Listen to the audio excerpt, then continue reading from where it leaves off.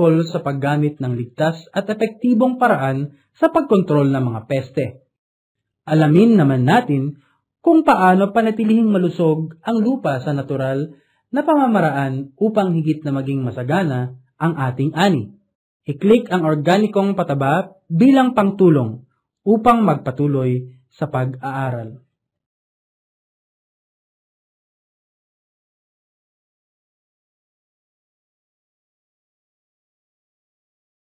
Mahalaga na mapanatiling malusog ang lupa upang magkaroon ng masaganang ani. Bukod sa pestisidyong yaring bahay ay maaari din tayong gumamit ng organikong pataba bilang pantulong. Ito ay gawa mula sa mga nabubulok na sangkap tulad ng dumi ng hayop at tuyong dahon. Ngayon ay matutunghayan natin ang isang pamamaraan ng paggawa at paggamit ng organikong pataba kung saan ang mga bulate ang ginagamit upang makalikha ng organikong pataba.